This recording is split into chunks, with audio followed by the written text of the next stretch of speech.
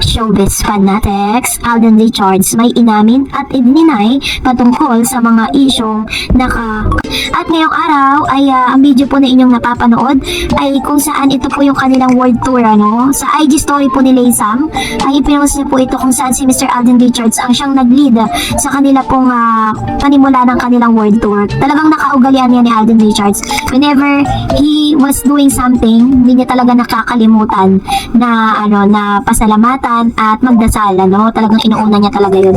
Bagay na minsan nga napag-isipan pa siya na gusto raw magpare ni Alden kaya daw nananatili siyang single, Pero anyways, naging matagumpay naman po yung kanilang tour last August 17, 2024 kahapon ng Sunday sa Toronto, Canada, kung saan may mga videos po na nagkalat sa social media na talagang pinagkaguluhan po itong si Alden Richards at ang dami pong sumisigaw kung nasaan at hinahanap ang isang Catherine Bernardo. Tanging ngiti lang po ang naisasagot ng isang Alden Richards whenever he was being asked about Catherine Bernardo. Ganoon naman siya kapag natatanong siya patungkol kay Miss Catherine, wala siyang inaamin at wala rin siyang dinideny. So yun yung medyo inaalam ng maraming mga maraming mga fans ng Kat din, kasi yun talaga yung gustong-gusto nating malaman. Pero tulad po ng sinasabi ni Alden Richards, is a private life is a peaceful life. Yun po yung lagi yung sinasabi niya. Pero sa isang interview nga kung saan na corner itong si Mr. Alden Richards, may mga katanungan sa kanya ang ilang mga media men kung saan dito po tinapos niya na ang mga issue at meron po siya ditong inamin at meron din siyang mariing dininay, para po maunawaan natin yan at para talagang makita natin at mahimay natin yung bawat sagot ni Alden Richards sa bawat katanungan ng mga media na ito at talaga namang mas malilinawan lahat ng katanungan ng mga Katden fans at lahat ng mga nagkakabit dun sa pangalan ni Alden Richards dun po sa isang girl from GMA ay nasagot niya rin sa interview na ito. So panoorin natin ito.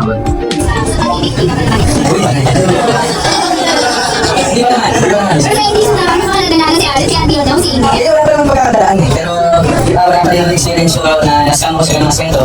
Pero kahit na kasi parang if I really want to settle down and by the time that I look for someone ready to be my partner, gusto ko ready na talaga. I can say that I can really settle. Hindi yung sinabi ko lang settle down. Pero andyan pa rin. Para prepared din po ako, prepared yung partner ko, and eventually our family. Hindi ka kasama kayo ni Sanya, festival? Yes. Before, parang may mga talks na date kayo. Ay, wala pong ganun. Hindi po kami nag-date.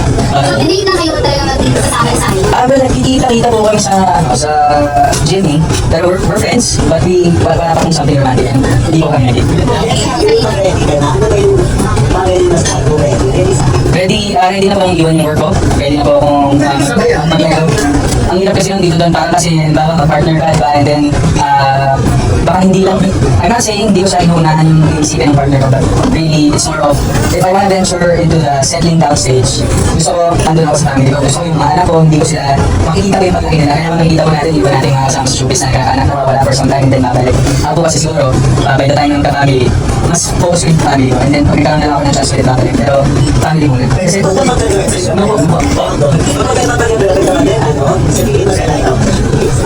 ako parang ganun ko siya inisip. Hindi na kayo pagsabayin? Hindi ko, kasi makakompromise ko kahit kahit ano mo masabi? Tulad parang ako ayoko siyang paunahan. And ayoko rin sabihin na ayoko ng showbiz, ayoko rin ng showbiz. Inamin ni Alden Richards na pinili niyang maging single by choice. Hindi po dahil may mga bagay siya na talagang kinoconsider bago siya pumasok sa isang totoong relationship. At dinilay niya naman po na nag-date po sila ni Miss Sanya Lopez sa bagay na lumalabas ngayon at pinagbibintangan si Mr. Alden Richards regarding this. Siguro this is gonna be the third time na tinanong si Mr. Alden patungkol kay Miss Sanya. Kasi si Miss Sanya kasi kapag po siya ini-interview at natatanong siya patungkol kay Alden, hindi rin siya sumasagot ng diretso. Tuloy ang nangyayari nagiging isipin tuloy ng ilan na talagang may something silang dalawa, samantalang si Alden pag tinanong diretso niyang nasasagot na wala silang romantic relationship. Diba? Ano nakakapagtaka kay Sanya, lagi po niyang puro ngiti lang siya, diba? Parang ano yun, parang ginagamit mo ba si Alden Richards para mapag-usapan ka?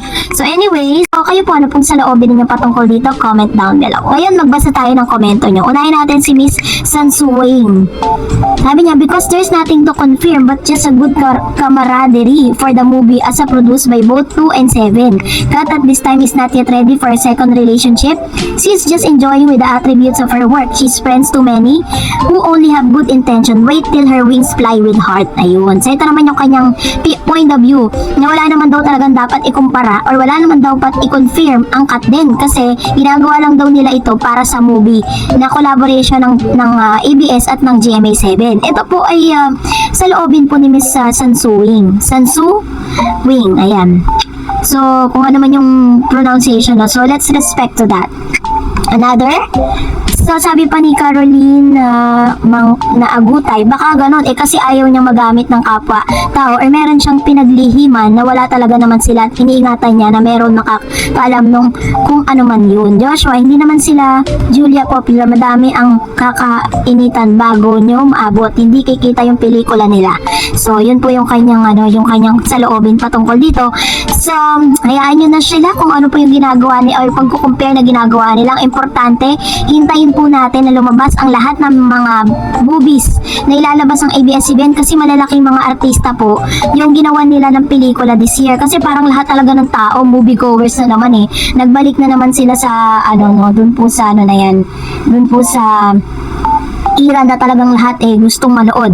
Hindi na natatakot, Tapos sabi pa na, ayun nga, kino-compare nga itong si Joshua at saka yung pelikula nila, may kanya-kanya naman silang talent at galing. Sabi ni Ma'am si Virgie, sabi niya, "Hi Ma'am Dars, thanks again sa pagbasa mo ng aking comment. God bless you always. Hope na hindi ka mag-asasawa sa pag-update ng cut din." Totoo nga Ma'am Dars, paano kumita ang movie nila Julia? Yung sa sinehan, hindi naman puno Totoo yung sinasabi sa isang user mo, Ma'am Dars. Ma'am Dars, after HLA, matutuloy ba ang Elena 1944 ni Miss Catherine?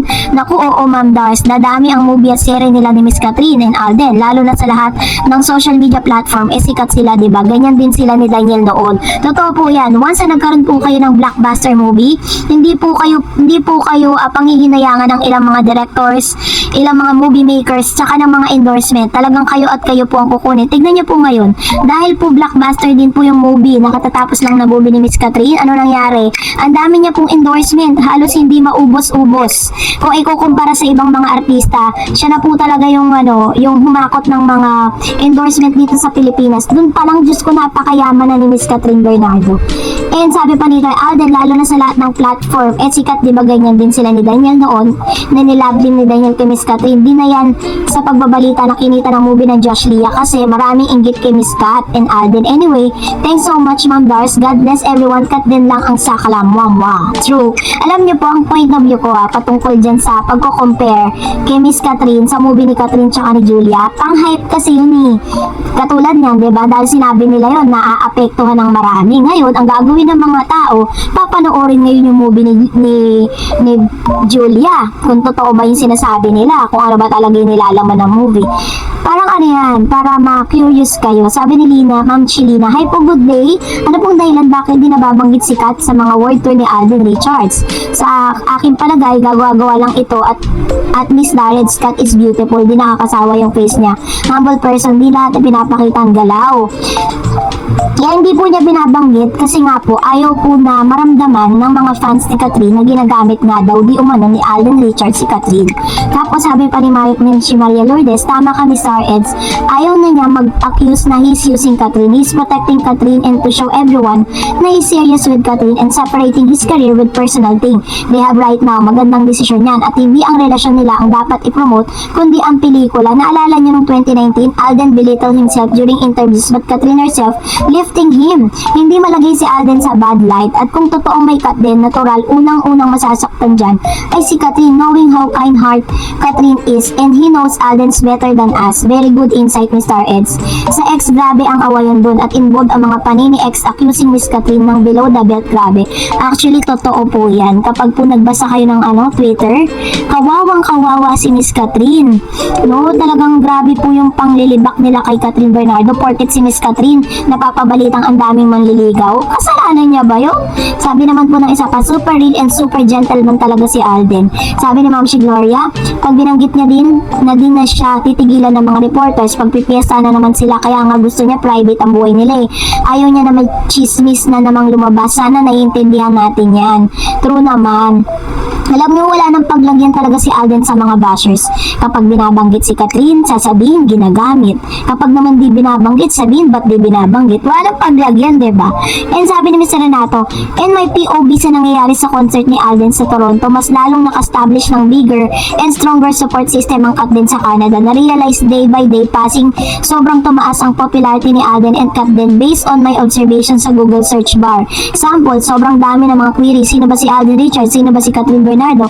And take this is not all Pinoy. These are foreigners wondering why these two less celebrity from Philippines are so popular at this point of time. Wow! Ang ganda nito si Renato I love this comment. Talagang nagre-research to si Renato Sayan. Grabe, napakahusay niyang magbigay ng info. Biruin ninyo, nagki-create ang Kat din ng curiosity not only for the Filipinos but of course sa mga ibang lahi, and that is a big pride for the Philippines. So, that's it for today. For more videos and updates, please don't forget to like and subscribe. And please don't forget to follow my Facebook page, Dar Eds TV. God bless everyone!